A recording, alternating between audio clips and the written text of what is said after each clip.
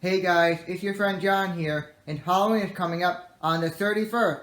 Not only is Halloween coming up on the 31st, but my birthday is also coming up on the 21st, but who cares about my birthday, right? This is a Halloween build video, not a birthday build video, and today I'm going to be building a Halloween themed or Halloween style axe. Now, I made a Halloween weapon video before in the past, and you're probably wondering, why am I doing it again? That's because I personally love Halloween. I like it more than Christmas. Christmas is nothing compared to Halloween. And, well, I like Halloween for two main reasons, and that's because of the theme and the environment. I love, going out and just seeing all the decorations, the pumpkins, the lights, the ghosts, just the whole environment itself. And the second reason is because of memories going out when I was a kid and getting candy and being with all my friends. So those are really the only two main reasons why I like Halloween. The theme, the environment, the memories. No other reason why I like Halloween other than those two reasons.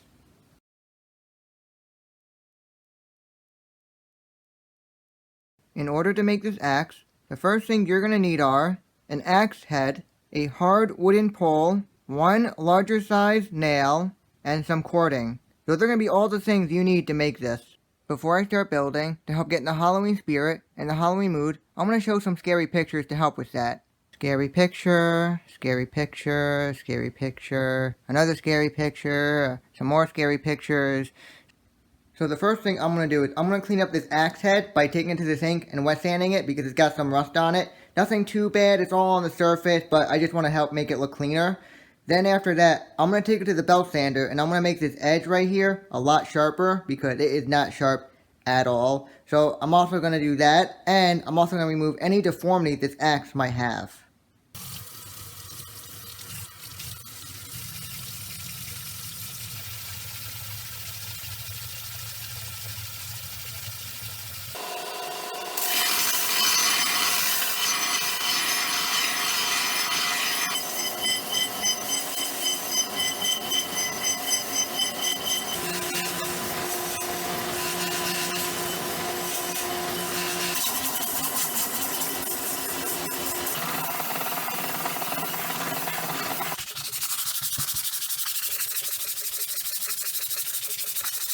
You can now see I finished with the axe head. It's a lot nicer and cleaner.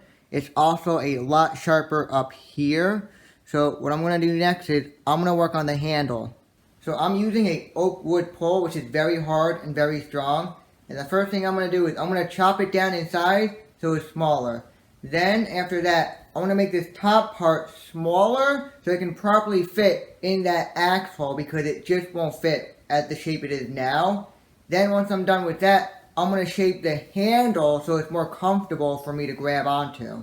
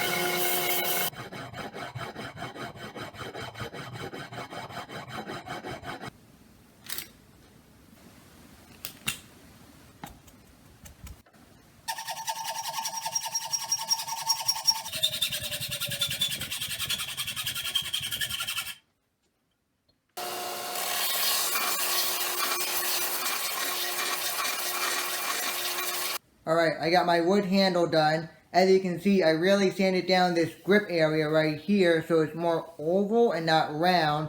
So this will give me better gripping, and it will also make sure that as I'm using it, it won't twist around.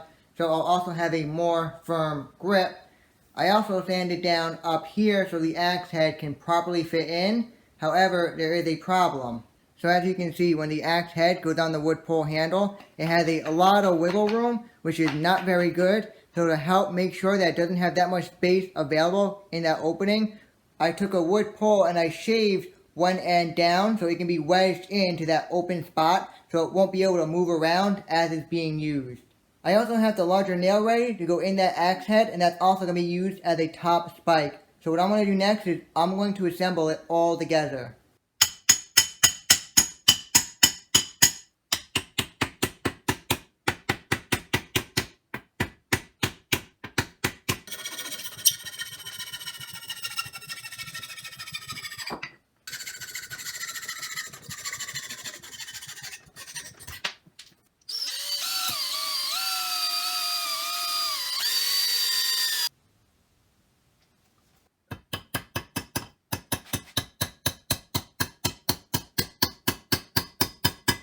Once you get your nail in, just take a wet rag and just wipe off all that glue that's just dripping down on it.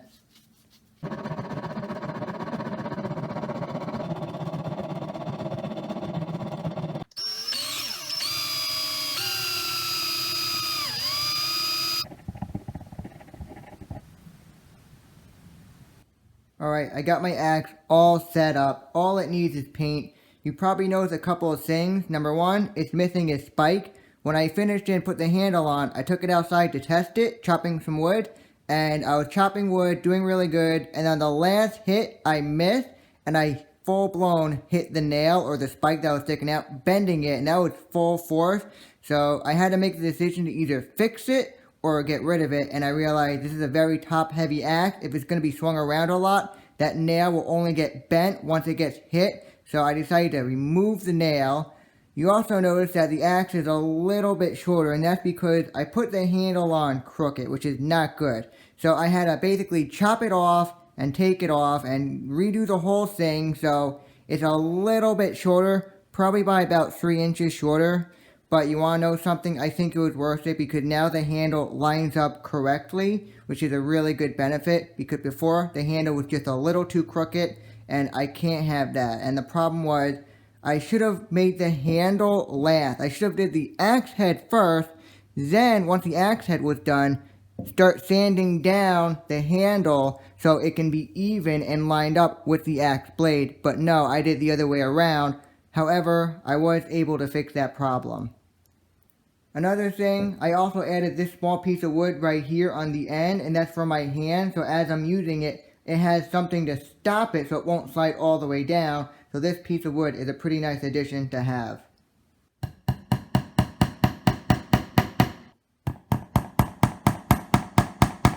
Now that the glue has finished drying on this little piece, and now that it's nailed on, so it won't break off, what I'm going to do next is, I'm going to take it outside, and I'm going to paint this whole thing black. Then, once the paint is done drying, I'm going to tape up half of it and paint the other half orange.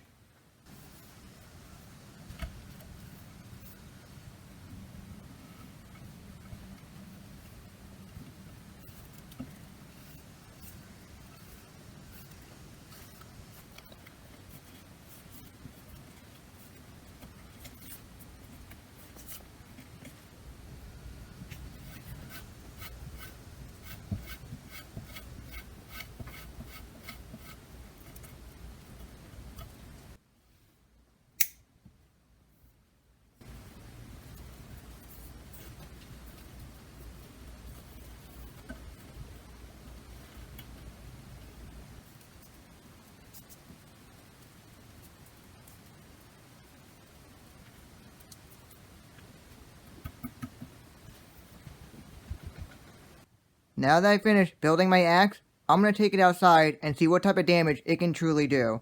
But before I do, please be sure to subscribe if you're a new viewer or you haven't before, hit notifications so you can be aware every time I upload a new video, like the video if you enjoyed it, comment, let me know what you think, and if you want to help me get more viewers and possibly more subscribers, please share this video. Thank you. Alright, I'm now outside with my finished axe to give it a strength test and see what type of damage it can truly do. Because it's the Halloween season, I have a pumpkin right here, and I want to see if I can smash it and slice it open with this axe.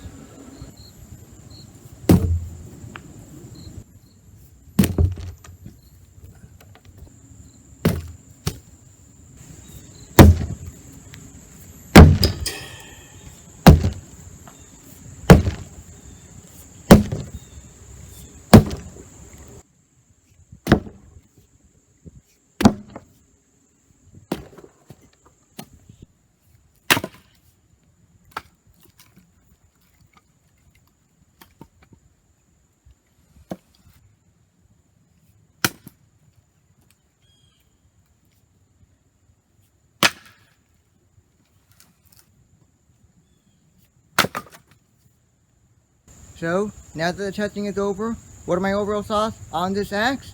I have to say, I like it a lot. For a smaller size axe, it has really good downforce on it, and this handle is quite comfortable. It doesn't want to roll in my hand or anything. It feels quite firm when I'm using it, and that's because it's not round. It's got that long shape to it, so it gives me a much better grip. So as I'm using it, it won't twist or turn, and because it lines up, everything lines up, it makes it very easy to use. And when being tested, it demolished the pumpkin. That large pumpkin did not stand a chance. And when I was chopping the wood, again, that wood didn't really stand a chance. It was able to chop it right through pretty easily. Not 100%, but I was still able to get a good clean cut on most pieces. So this is still a legitimate axe. And other than some paint damage that I can very easily take back and fix, it's not damaged or anything, just on the paint. And you can see that the axe head is really wedged into that wood handle. It's not coming out no matter how hard I test it. You can see that there is no openings. I really did wedge in that small piece of wood in that open spot so it won't come out.